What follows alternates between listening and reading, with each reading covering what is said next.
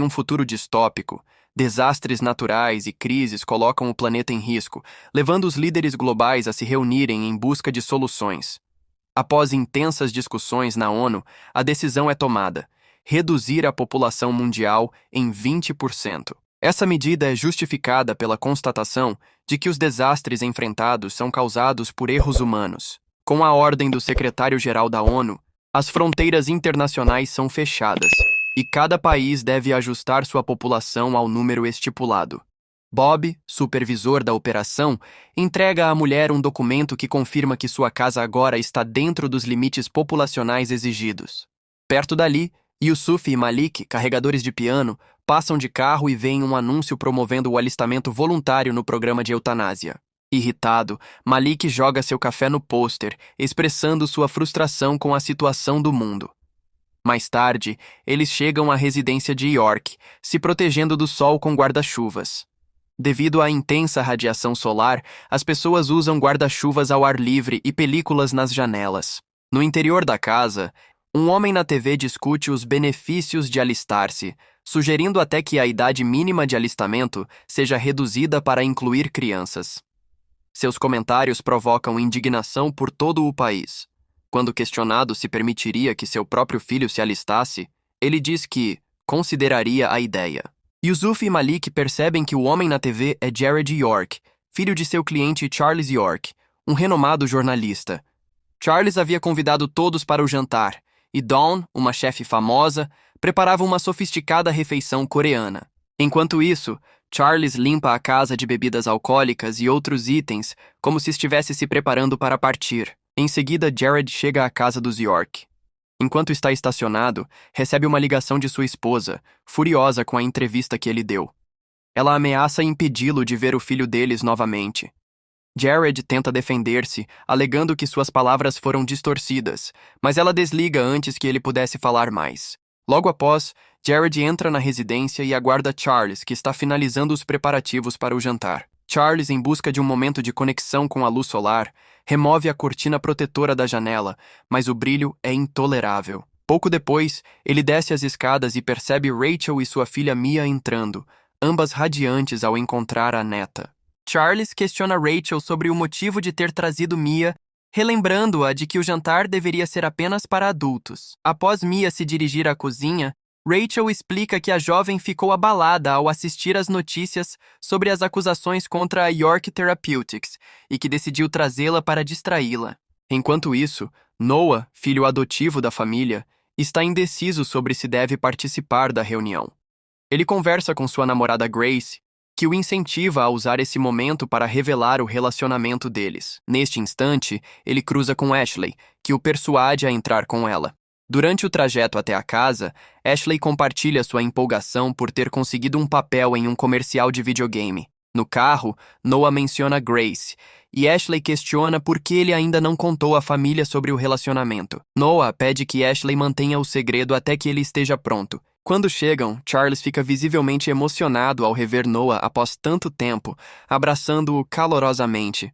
Com todos reunidos, a família se senta para aproveitar um jantar caprichado. Dawn, que recentemente fechou seu restaurante e passou a cozinhar apenas em casa, demonstra sinais de melancolia. Durante o jantar, Charles propõe um brinde, pedindo desculpas por não ter dedicado mais tempo à família devido às exigências de seu trabalho. Após a refeição, ele revela o verdadeiro motivo da reunião. Ele e Dawn decidiram participar de um programa de eutanásia voluntária para contribuir com a meta nacional de reduzir a população em 20%. Por isso, ele havia solicitado que o jantar fosse restrito a adultos e pede que Mia se retire para o quarto. Jared contesta a decisão dos pais, argumentando que eles não precisam dos incentivos financeiros oferecidos pelo programa. Charles, no entanto, explica que, após reportar sobre a destruição da Amazônia por incêndios, percebeu que o planeta está no limite de sua capacidade. Ele acredita que, se ninguém se voluntariar, o governo acabará selecionando pessoas aleatoriamente, e ele não suportaria ver seus filhos incluídos. Jared, conhecedor das políticas de alistamento, oferece-se para tomar o lugar dos pais caso eles sejam selecionados, tornando o sacrifício deles desnecessário. Ele esclarece que a política exige que apenas um membro da família se inscreva, garantindo a segurança dos demais, além de benefícios financeiros. Dawn, porém, discorda, afirmando que a fama da família York pode servir de exemplo, incentivando outras pessoas a se voluntariarem e protegendo o legado familiar. A discussão se intensifica, levando Dawn a se retirar para a cozinha enquanto os demais continuam debatendo. Mais tarde, reunidos na sala de estar, a família inicia uma discussão mais profunda sobre a política de alistamento e Charles questiona quem deverá ser o primeiro a se inscrever. Ele declara categoricamente que não quer ver seu país seguir por esse caminho. Pouco depois, a campainha toca e Bob chega acompanhado de sua equipe do Departamento de Estratégia Cidadã. Charles informa Bob sobre a partida de Dawn e pede mais tempo para trazê-la de volta e dar continuidade ao plano de eutanásia.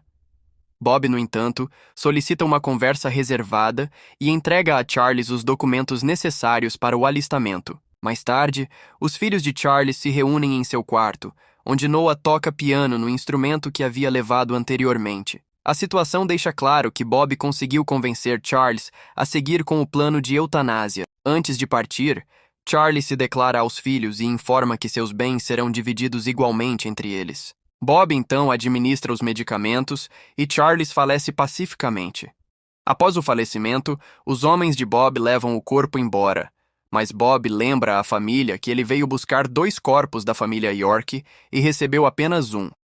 Diante disso, ele pressiona a família a escolher outra pessoa para morrer. Quando ninguém se apresenta, Bob toma Mia e a coloca em seu carro, assegurando que não a machucará, pois ela é menor de idade. Ele dá à família 2 horas para decidir, a menos que Dawn retorne. Jared sugere usar suas conexões no governo para resolver a situação, mas Bob revela que a casa foi isolada, sem sinal de celular ou acesso à internet.